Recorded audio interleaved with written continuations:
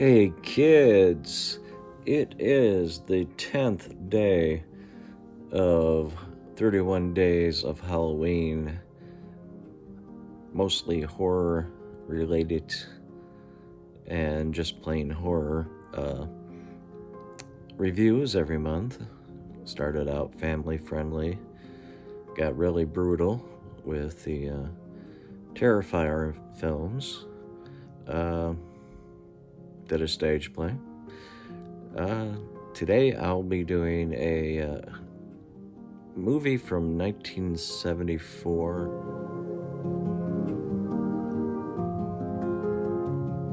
I think most of the people behind the camera worked in TV, mostly. Paul Harrison, who co-wrote it with Thomas J. Kelly and directed it, is mostly known for TV. I noticed he did things as diverse as H&R Puffin Stuff to Days of Our Lives. I'm not sure if this is even a TV movie or not. The copyright did say like a television corporation or something. I am very much into 70s horror. That's the time I grew up. This is a PG rated horror film. 74, I probably would have been able to go see that. Something would drag my mother to the movie theater to see. But I only have heard the title before. Plot-wise, we have Eric Hartman, played by John Ireland.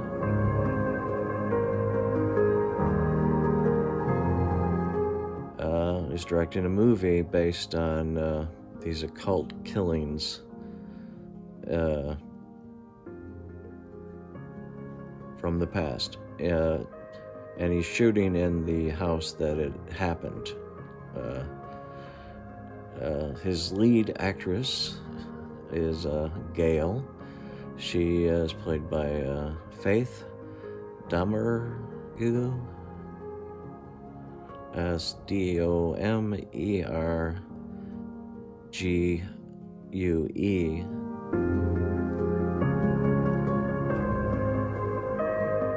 She's an aging actress.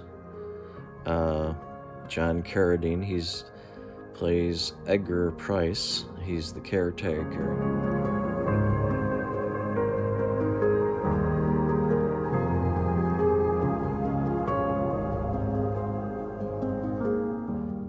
Of the place.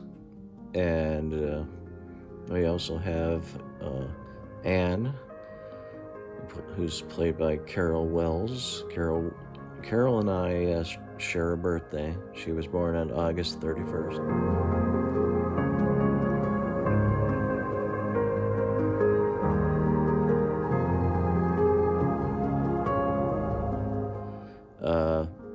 And we have David, who's played by Jerry Strickler.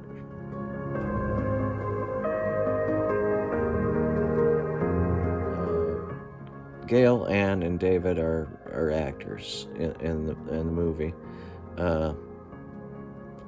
John Carradine's Edgar Price, he hangs around watching the shooting, and he gives commentaries on the accuracy.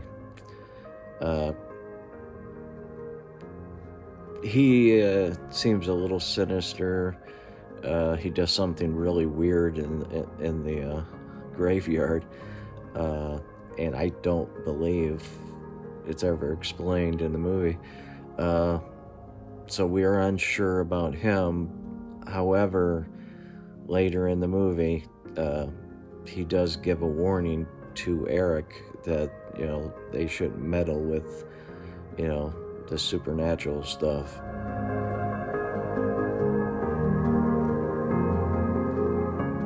it's just not a good idea. So he goes back and forth a little bit on that, and that's a little bit of the mystery involved. I have to add one more actor. For whatever reason, he's way down here. Christopher. Christopher wears this obvious fake wig and mustache during the shooting.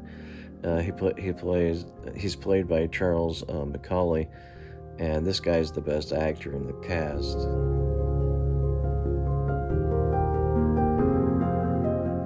He really conveys a lot, especially in the later scenes, because he's made up a lot. So he's sort of on that level, even when he's not talking in character. But he's very good. Now, this is a mixed bag in that the first hour, really, we don't see horror. We don't... a cat is cut in half and only half of it's found.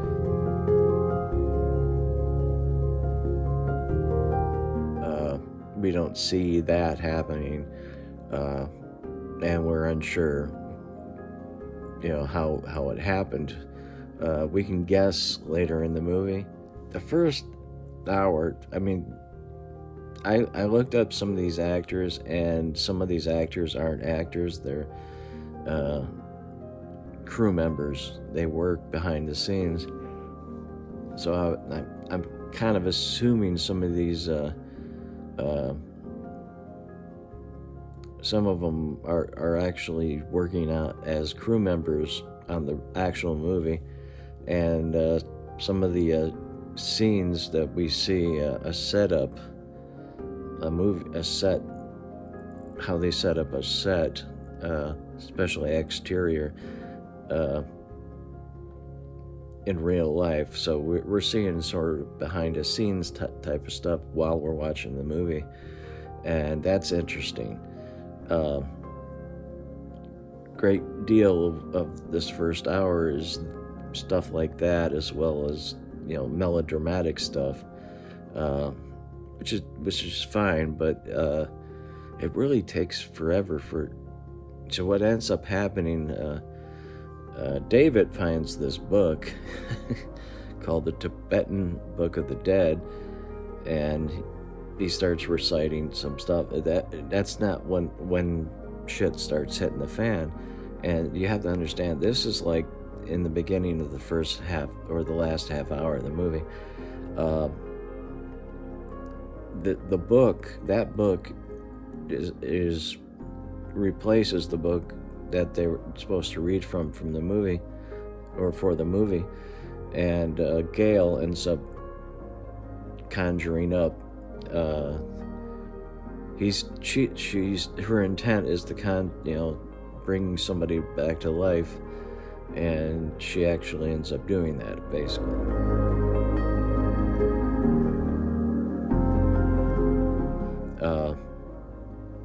In that last half hour, that scene when she's shooting the scene and saying the words and resurrecting the more cheesier version of a reanimated corpse that actually is going on elsewhere, and it goes back and forth, intercutting of these scenes, and that sequence alone is worth watching this movie for, as far as I'm concerned. And then the rest of it is pretty gangbusters as well.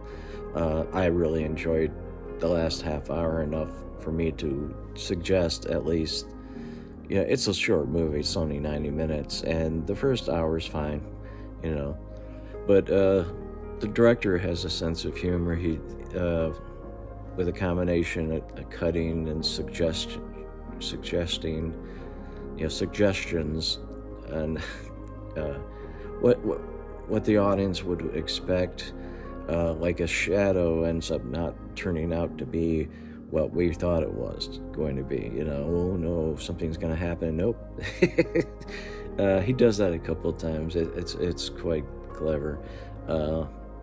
This is not that bad of a movie, but I am apprehensive on suggesting it. I got this multi-pack, very unique multi-pack, where it's all individual. They have their own individual cases. I got a copy of the baby, and I'm happy. So I just decided randomly to grab this, and I watched it. It's decent. Nothing to write home about. I'm glad I watched it, but if you have it around, it could be in a multi-pack, a different type of multi-pack.